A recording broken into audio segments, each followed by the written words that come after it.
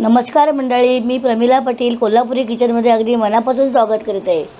तर मंडळी, आज मी तुमच्यासाठी घेऊन आलेले एक भाजीची रेसिपी, ती म्हणजे भेंडीची भाजी।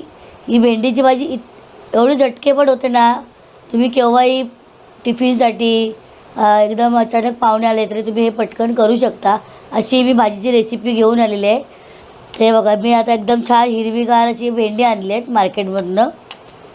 ही साईजला खूपच मोठी आहेत, बघितलं असं वाटेल की जून भेंडी आहेत, पण ही एकदम कोवळी भेंडी आहे। बघा, तुम्ही ती बघू पण शकता की किती हिरवीगार भेंडी अशी आहेत आणि एकही असं खराब दिसत नाही आहे। तर ते जून आहे का कोवळं आहे कसं ओळखायचं ते मी तुम्हाला दाखवते। बघा, हे तुम्हाला दाखवते मी मोडून। हे बघा, हे असं पटकन तुटतं। अजून एक दाखवते। हे बघा, असं जर तुटलं पटकन तर समजा ते एकदम कोवळी भेंडी आहे, एकदम मऊ देखील आहे। तर ही भाजी आता मी तुम्हाला कापून देखील दाखवते कशी कापायची आहे। ते आपण हे कापून छोटे छोटे अशा फोडी करूनच मी भाजी करणार आहे। तर हे बघा, आता ही भेंडी आहे ना मी घेतलेली आहे। तर हे भेंडीचं हे देठ आहे ना, हा कापून टाकायचा आपण आणि त्याला एवढा साईजचं मी करणार आहे। बघा, एकदम कोवळी भेंडी आहे, त्यात बीसुद्धा अजून तयार दिसत नाही आहे जास्त। आणि थोड्या मोठ्या ठेवणार आहे, म्हणजे कसं आपल्यालाही भाजून घ्यायची आहे भेंडी, त्यामुळे एकदमच छोट्या केल्या त्यामुळे लगेच ते कुस्करून जातात, म्हणून मी एवढी साईज ठेवणार आहे भेंडीची। जर तुम्हाला अशा छोटे छोटे पाहिजे तर तुम्ही करू शकता।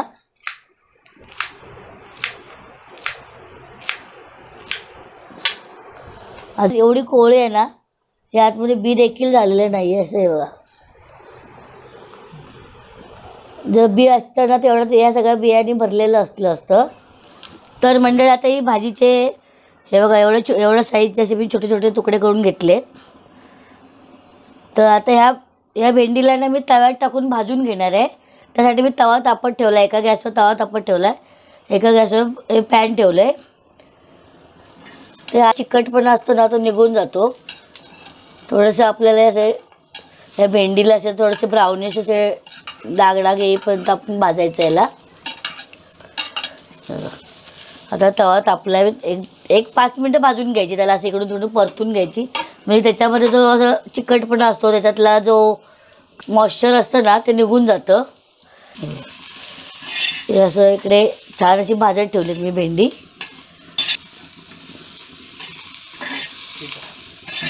आता ही भेंडी भाजीपर्यंत ना मी तुम्हाला साहित्य काय लागणार आहे भाजीसाठी ते दाखवते।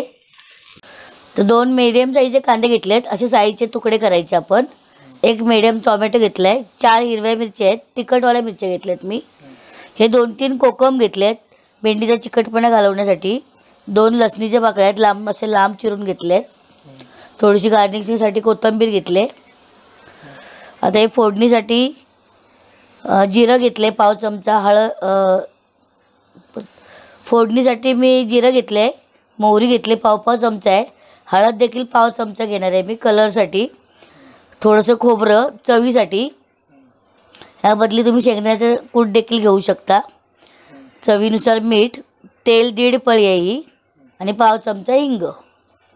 ते सर्व साहित्य आपल्याला आता फोडणी करून घ्यायची याची। तर त्यासाठी मी इथे ना गॅसवर पॅन तापत ठेवलं आहे, गॅस चालू केला आहे। तर आता मी पॅन तापत ठेवलं, पॅन देखील असं तापत आलं आहे बघा। तर यामध्ये मी आता तेल टाकते, हे 1.5 पळी तेल आहे। थोडं पाणी पडलं त्याच्यावर ना। फोडणीसाठी तेल आहे बघा, तेल टाकलं, ते तापलं तेल। आता यामध्ये पहिलं आपण ना जिरं टाकून घ्यायचं। जिरं असं छान तडतडायला पाहिजे, मोहरी देखील अशी तडतडून घ्यायची। तडतडल्यामुळे काय होतं, याला जसं छान असं सुगंध सुटतो आणि आपलं जेव्हा आपण खातो ना दाताखाली तेव्हा छान लागतं एकदम। आता यामध्ये मी लसूण पाकळ्या टाकते। लसणीमुळे काय होते, तेल असतं ना याच्यामधलं, हे तेल छान असं सुगंध दरवळतो। लसूण थोडीशी अशी ब्राउनिश होईपर्यंत आपल्याला यामध्ये मिरची टाकून घ्यायची आहे, हिरवी मिरची।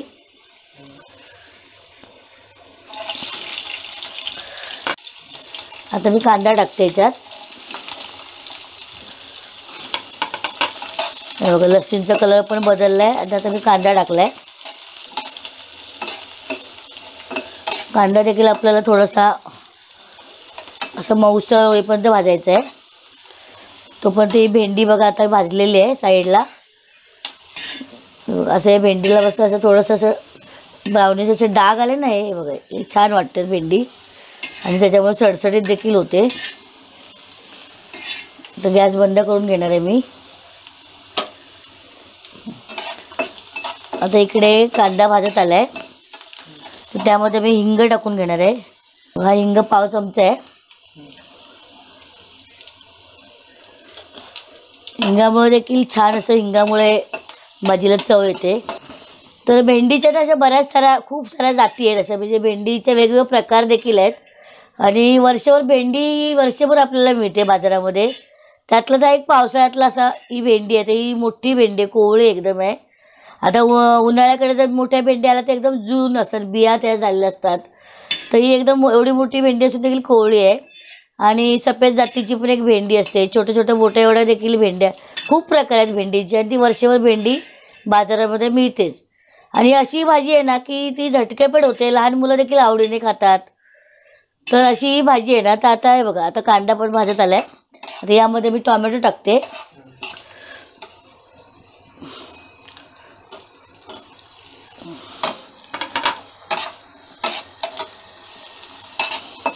टोमॅटो पण छान परतून घ्यायचा.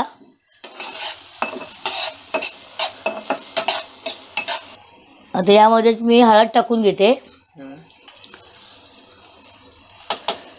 हळद पण छान एकदम अशी तेलावर परतून घ्यायची, म्हणजे त्याला कलर एकदम मस्त येतो, दिसतो बघा. आणि परतलं आहे. टोमॅटोमधलं पाणी पण असं आता शोषून घेतलं आहे, कारण टोमॅटोमधलं पाणी एकदम असं सुकून द्यायचं, नाही तर भेंडी परत ओली होणार ती. आणि अजून मी याच्यात मीठ टाकलं नाही, कारण ह्याच्यातलं पाणी जोपर्यंत सुकत नाही ना तोपर्यंत मीठ टाकायचं नाही. कारण भेंडी आधी जर पाणी टाकलं तर मग ह्याला टोमॅटो कांद्याला आणि पाणी सुटणार, मग त्यामुळे भेंडी मग अशी गिजगिजीत होऊ शकते.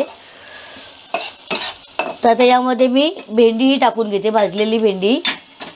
याच्यात मी मीठ टाकलं नव्हतं, तर अशी भेंडी परतून एका गॅसवर भाजून घेतली, एका गॅसवर फोडणी दिली, त्यावर ती भेंडी पटकन देखील झालेली आहे.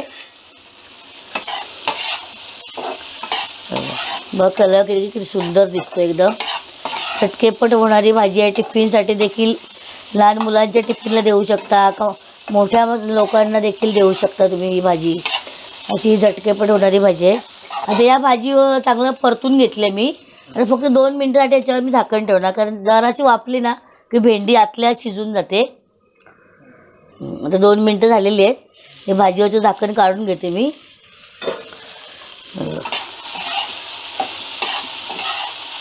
भेंडी पण छान अशी शिजली आहे. ह्याच्यात एक थोडंसं सुद्धा पाणी टाकलेलं नाही आहे मी, त्या वाफेवरच ही भाजी शिजली आहे. आता यामध्ये मी मीठ टाकून घेणार आहे बघा. आता मीठ टाकते, कारण मीठ आता अजून टाकलं नव्हतं मी, त्याला पाणी सुटेल म्हणून. हा छोटा चमचा आहे आणि अजून थोडंसं पाव चमचा मीठ टाकलं, म्हणजे 1/4 चमचा मीठ टाकलेलं आहे मी. जास्त सुकी भाजी आहे ना, त्यामुळे जास्त मीठ टाकायचं नाही, खारट होऊन जाईल. बघा किती कलरफुल एकदम मस्त दिसते भाजी. आता गॅस थोडासा मी बारीक करते. टाकणार आहे कोकम. आता प्रत्येकाच्या आवडीवर असतं, कोण चिंच टाकतं, कोण ह्याच्यावर लिंबू पिळून टाकतं. बरीचशी लोकं तर टोमॅटो टाकतात, कोकम टाकतच नाहीत. पण आमच्याकडे नाही, अशी कोकम टाकलं तर ही भाजी सगळ्यांना आवडते. कोकममुळे एकदम अशी आंबट छान चव येते आणि त्याचा जो चिकटपणा जो असतो ना तो देखील निघून जातो कोकम टाकल्यामुळे. अशी त्याचा गिळगिळीतपणा असं तो निघून गेला आहे बघा, सडसडी झाली एकदम. ते कोकमामुळे अजूनच सुंदर लागते ती भाजी. अशी एकदम फडफडीत भाजी करायची. आता ही भाजी झालेली आहे. आता हे खोबरं टाकून घेते ओलं. मी थोडं 1 वाटी अर्धी वाटी खोबरं त्यातलं मी कमीच केलं आहे. नारळाचं अर्ध वळ त्यातलं थोडंसं वरच्यावर किसून घेतलं आहे. हे बघा किती सुंदर दिसते बघा भाजी. खोबऱ्यामुळे ते एकदम छान अशी भरून आली आहे. आणि थोडीशी गार्निशिंगसाठी मी कोथिंबीर टाकणार आहे.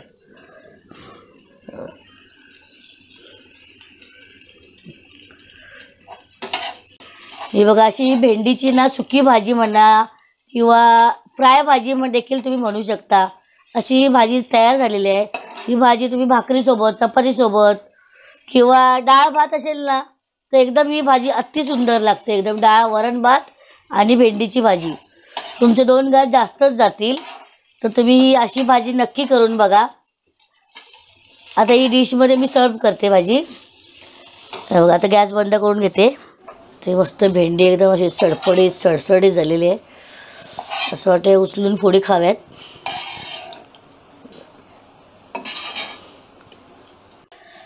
तर मंडळी, आता ही भाजीची रेसिपी तयार झालेली आहे. सुकी भाजी आहे. तर ही भाजीची रेसिपी तुम्हाला कशी वाटली ती तुम्ही कमेंट करून सांगा. व्हिडिओ आवडल्यास लाईक करा, शेअर करा, सबस्क्राईब करा. शेजारची बेल आयकॉन देखील दाबा. धन्यवाद.